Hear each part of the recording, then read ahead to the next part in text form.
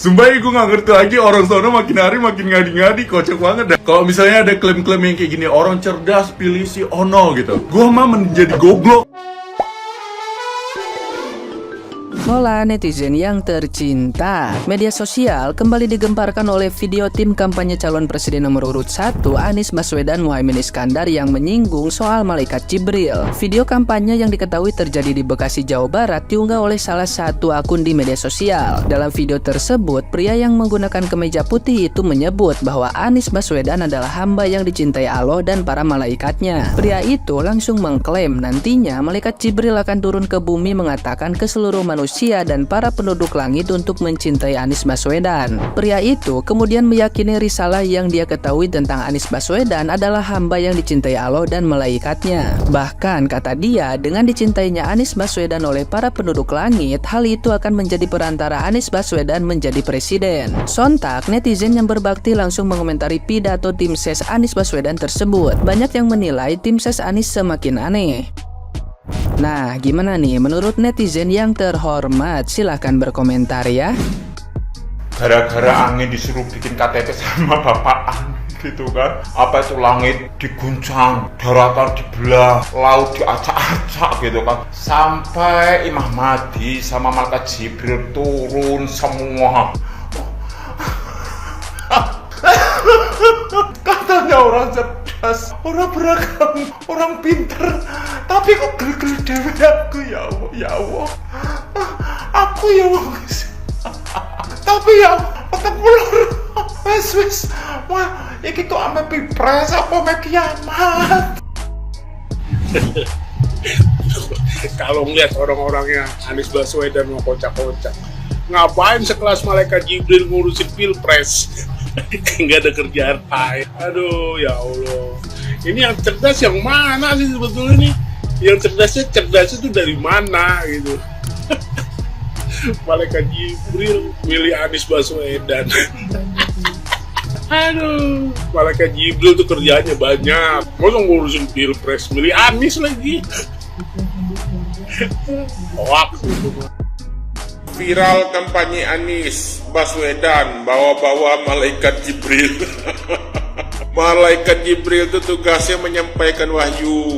Nah itu tugasnya ya. Nah kalau untuk ngajak-ngajak milih itu urusan tim ses.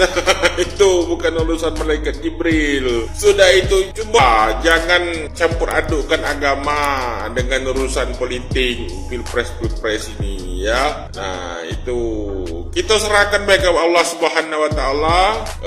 14 Februari nanti siapapun yang dipilih masyarakat, nah itulah nanti berarti yang diridhoi Allah Subhanahu wa taala untuk memimpin negeri kita, Republik Indonesia ini. Oke? Yang penting pilpres, pileg semua berjalan dengan damai. Oke? Itu komentar aku. Assalamualaikum.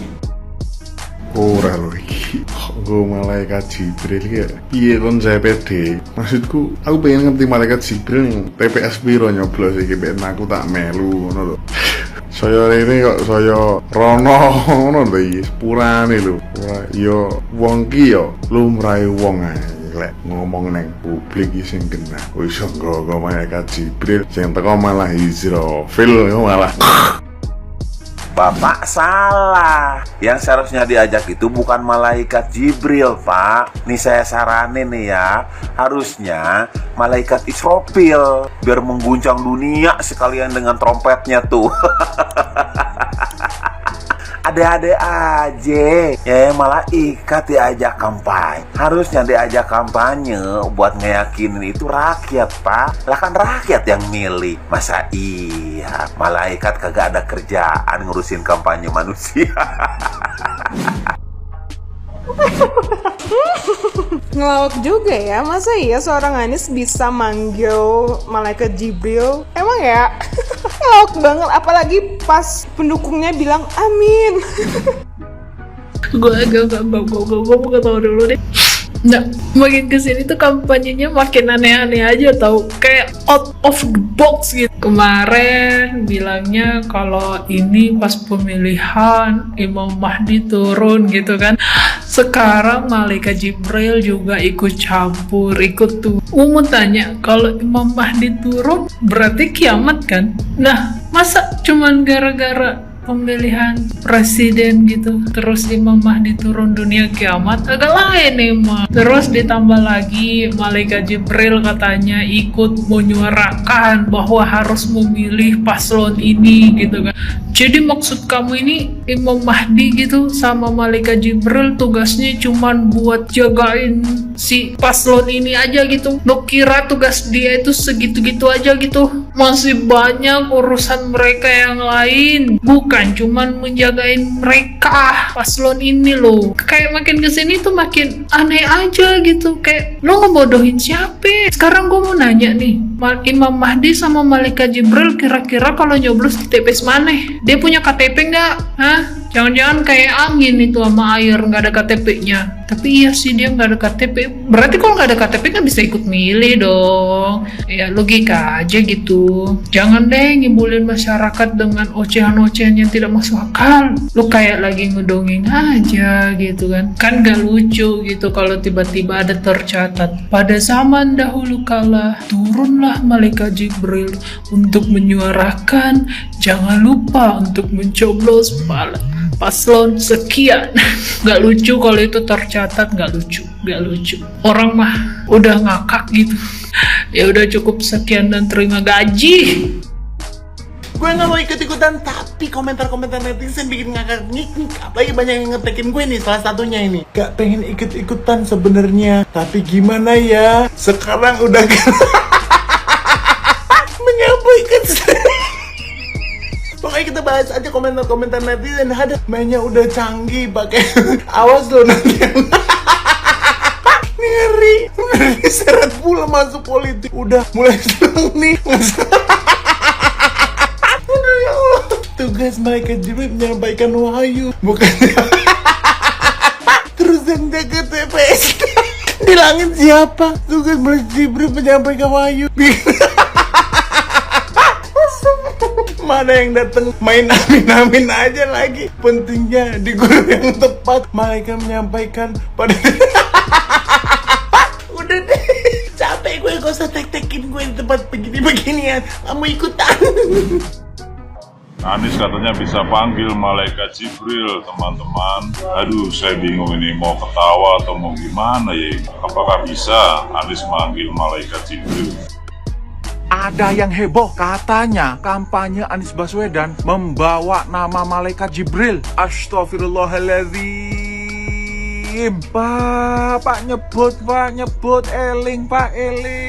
Istighfar, Pak, istighfar. Kenapa kampanye harus membawa nama malaikat? Apalagi Malaikat Jibril. Astagfirullahaladzim, Pak. Sebegitunya ya, Pak Anies ini ingin menang. Sampai tim kampanyenya membawa nama-nama malaikat.